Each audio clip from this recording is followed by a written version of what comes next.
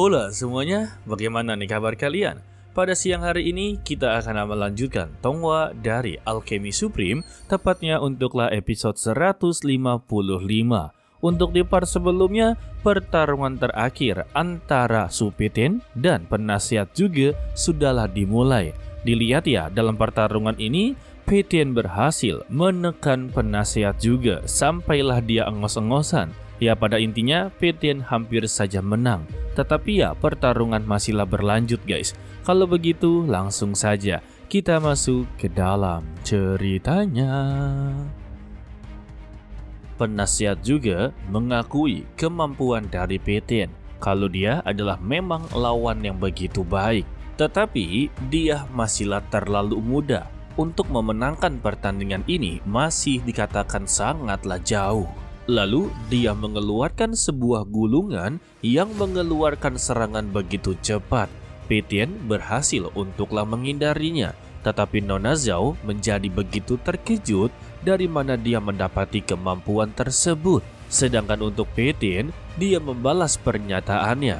Dia akanlah memperlihatkan betapa gilanya anak muda ini untuklah memenangkan pertandingan. Sehingga serangan bertubi-tubi dengan formasi ribuan pedang langsunglah dikerahkan ke arahnya. Tetapi penasehat juga mengeluarkan kemampuan yang memiliki nama sebagai pelahap guntur. Sehingga ya seluruh serangan dari Pitin berhasil untuklah dilahap.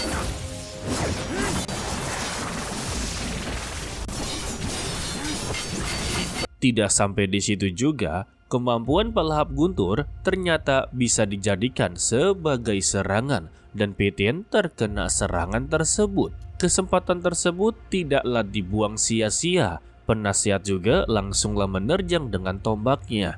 Dengan cepat juga, Pitin langsunglah membekukan tombak tersebut. Tetapi belumlah cukup guys. Sehingga ya mereka berdua kembali melanjutkan pertarungan di atas langit.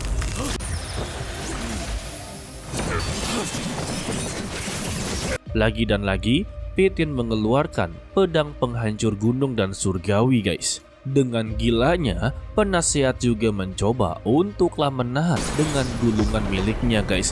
Tetapi ya itu percuma saja, pertahanannya berhasil ditembus. Semua orang yang menonton, terutama untuk Tetua Wu, dia mendapati sebuah pencerahan dari pertarungan ini. Dan dia sungguhlah berterima kasih kepada Supitin. Sedangkan untuk Nona Ming-er, dia sungguhlah begitu kagum kepada Supitin. Padahal ya dia ini adalah seorang alkemis tetapi memiliki kemampuan bela diri yang melebihi ekspektasinya. Dia bertanya-tanya ya bagaimana mungkin ada orang yang begitu mengagumkan di dunia ini selain Supitin. Sedangkan untuk penasehat juga yang sudahlah batuk-batuk berdarah, sebetulnya dia sudahlah ingin menyerah dalam pertarungan ini.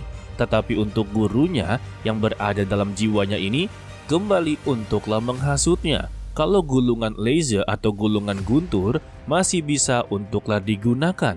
Jadi ya gunakanlah jiwanya sebagai kebangkitan dari gulungan tersebut. Maka dia bisa untuklah menang dalam pertarungan ini guys. Alhasil ya penasihat juga yang tidak bisa berpikir jernih. Padahal setelah ini jika dia menggunakannya maka akanlah beresiko besar. Sehingga dia pun bangkitlah berdiri dan kembali menggunakan teknik laser. Sedangkan untuk Nona Zhao yang melihatnya langsunglah yakin. Tampaknya teknik tersebut memang ada hubungannya dengan dia. Namun ya kita masih belum tahu apa maksud dari Nona Zhao guys. Untuk Supitin saja tidaklah mengetahuinya. Berarti ya ini adalah rahasia di balik Nona Zhao itu sendiri guys. Dan serangan pun dikerahkan. Tetapi Pitin kembali memprovokasinya. Apakah ini satu-satunya jurus yang diketahui oleh penasehat juga? Lantas ya, Pitin langsunglah mengeluarkan ribuan pedang lagi yang membuat ular tersebut langsunglah menghilang. Tetapi juga penasihat juga kembali mengeluarkan formasi singa. Namun sama Pitin langsunglah dikurung, bahkan langsunglah dihancurkan guys. Alhasil ya, gulungan tersebut akhirnya benar-benar hancur. Tetapi sesuai perkataan dari gurunya yang misterius, kalau dia masih bisalah menggunakannya, yaitu dia haruslah mengeluarkan kekuatan harta karun takdir. Tanpa pikir panjang ya, dia langsunglah mengeluarkannya, membuat semua orang di sana benar-benar begitu terkejut. Ternyata ya, untuk penasihat juga memiliki kekuatan harta karun takdir. Meski katanya kuat, tetapi ya ini resikonya begitu sangatlah besar guys. Contohnya ya seperti sang kaisar, ketika harta karun takdirnya dilukai, maka tubuhnya akanlah benar-benar melemah dan layaknya seperti manusia lumpuh. Dan penasihat juga langsunglah mengerahkan serangannya. Tidak sampai di situ juga, dia menambah daya serangannya dengan kekuatan guntur. Sedangkan untuk Pétienne yang awalnya inginlah menggunakan formasi ribuan pedang, langsunglah mengubahnya menjadi kemampuan diagram roh segel 9 putaran. Semuanya terkejut-kejut. Bagaimana bisa Pétienne yang begitu sangatlah mudah langsunglah mengubah kemampuannya dengan begitu cepat? Dan dari mana dia belajar kemampuan seperti itu?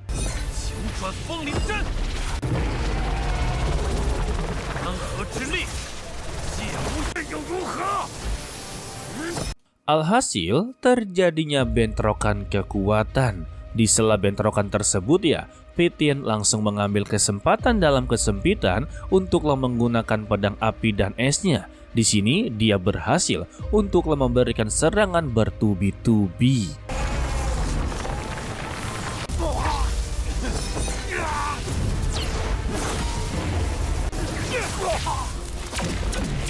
Dari tebasan tersebutlah kita bisa melihat kalau penasihat juga terluka secara perlahan-lahan.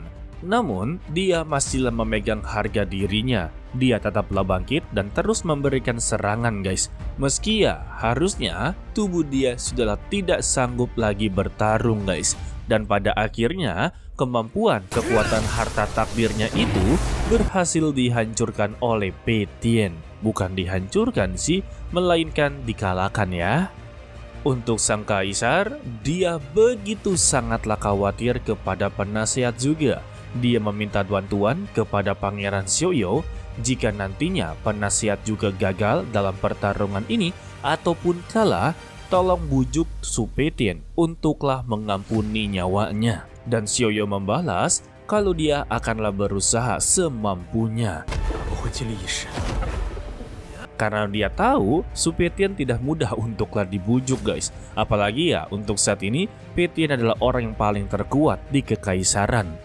Masih belum mau menyerah. Padahal ya untuk kekuatan takdirnya ini seharusnya sudahlah dikalahkan. Tetapi sama penasihat juga tetaplah dipertahankan. Yang membuat Pétienne terus-terusan menebasnya. Bahkan dia kembali mengeluarkan pedang kehancuran gunung dan surgawi. Dan ini adalah serangan terakhir dari Pétienne yang membuat tubuh dari penasihat juga langsunglah batuk-batuk berdarah dan terjadinya ledakan spiritual. Siapa sangka dirinya yang telah mendapati serangan bertubi-tubi, luka di mana-mana, serta energinya juga tampaknya sudahlah mulai terkuras, namun penasihat juga tetaplah bangkit berdiri guys. Ini namanya harga diri seorang pria.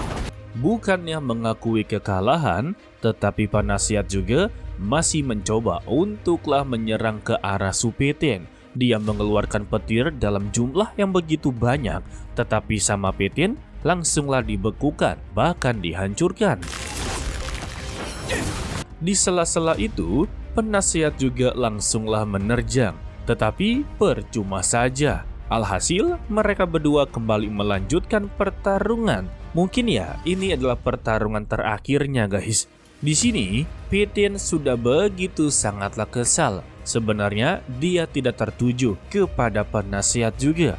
Dia tertuju kepada salah satu orang yang telah bersembunyi di tubuhnya penasihat juga. Tetapi ya, dia tetaplah tidak keluar. Maka dari itulah, Pétienne terus-terusan menyerangnya, bahkan sampai melukai tubuh dari penasihat juga. Kalau si monster tua ini benar-benar kekeh tidak mau keluar guys. Jika pertarungan ini terus dilanjutkan, maka ya penasihat juga lah yang akan dikorbankan. Tetapi bagaimanapun caranya, Petian pasti mempunyai solusinya guys. Dan kita bersambung untuklah video kali ini ya. Kita lanjutkan lagi untuklah di Selasa minggu depan. Sebelum itu, Mimin ucapkan terima kasih kepada kalian yang telah menonton sampai akhir. Dan juga yang telah mendukung channel ini sampai sekarang ini guys. Sehat-sehat selalu ya, serta dilancarkan rezekinya. Seperti biasa, pesan-pesan dari Mimin, tetaplah menjadi orang yang baik, walaupun itu sangatlah sulit. To be continue, sampai jumpa di video berikutnya. Bye-bye.